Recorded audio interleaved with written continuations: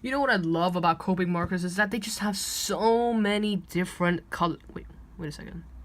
This has to be a really, really, really good prank. I mean, what is this?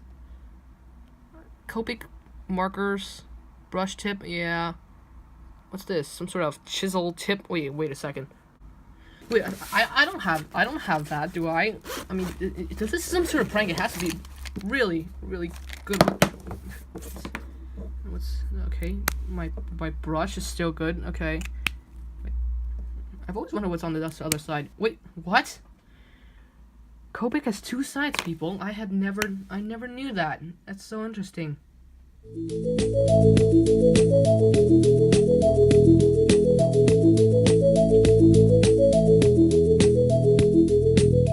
Hi everyone, welcome back to the Drawing Life. I am your host Ian. Happy weekend. First of all, I just want to say that today is Saturday. I don't normally do a video on Saturday. I just want to say that because I'm taking a week-long vacation, so no videos this week. However, I may do a vlog about my vacation after this week, but I do want to make it up to you guys by making a bonus video today, which is talking about the chisel tips of Copic markers. And I'm joking here. Of course, these markers have always had these two tips, the brush tip, and then of course the tip I'm accustomed to, the tip that I'm not accustomed to using, which is the chisel tip. And I do not use a chisel tip at all, just because it's so much harder. You know what? Let's look down here at my little piece of paper, and let me just show you. I love using this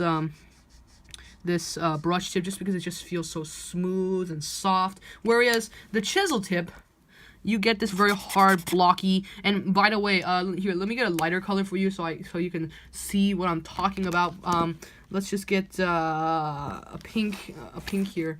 And if you use the chisel tip on this pink, a lot of ink comes out like that. Then there's like these two blocky lines that come up like that, and I just really don't like how you can only get blocky lines. However much you'll always get these two lines in there. I just don't like that. And this happens for the darker colors too, not just those. And this, by the way, these two ended markers are on the Copic Ciao as well. There's a brush tip and there is the chisel tip, and I am going to be using that in today's challenge, which is to only use the chisel nib, which I'm not very excited about, but it is a very popular challenge on YouTube.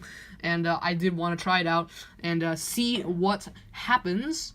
So we're going to get in with it. And first of all, what I'm going to do, I'm just going to use my pencil and draw some things. Then we're going to go on with Copic and use only the chisel tip. And I'm not only going to use Copic, of course not. I'm also going to be using my lovely Prismacolors that I don't use very often, but they do have chisel tips, so they'll come in handy for this challenge. Let's get into it.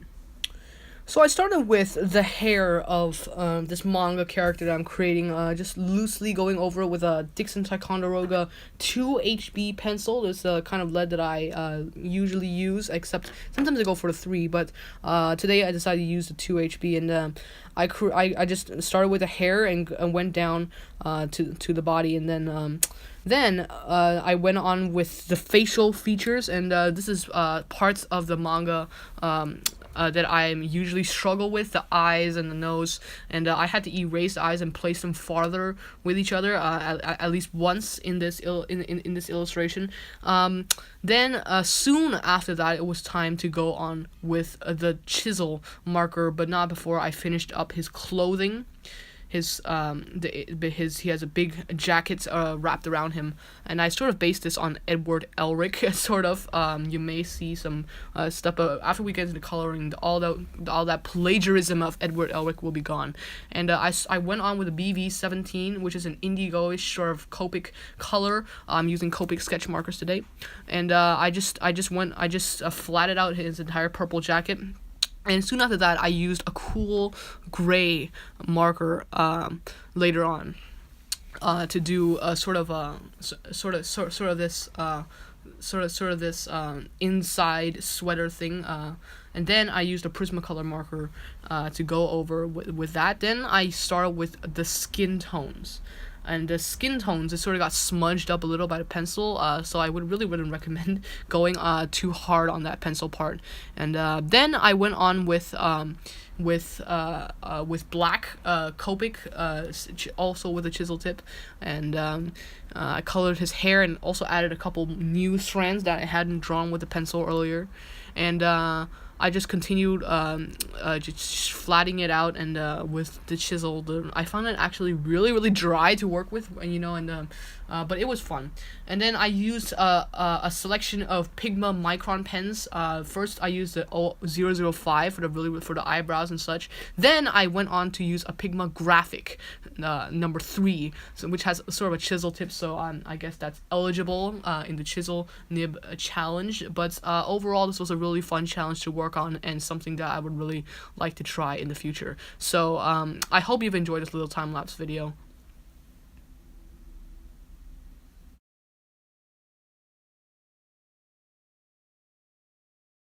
Okay, so there's my chisel nib challenge. I keep opening the wrong end of the marker, and I'm like, no, we're going this way to the chisel. And I want to add just a couple final touches. I want to thank all of you for watching it. It was a really fun experience. Even though I really don't like the chisel nib challenge, this still was quite a pretty cool learning curve.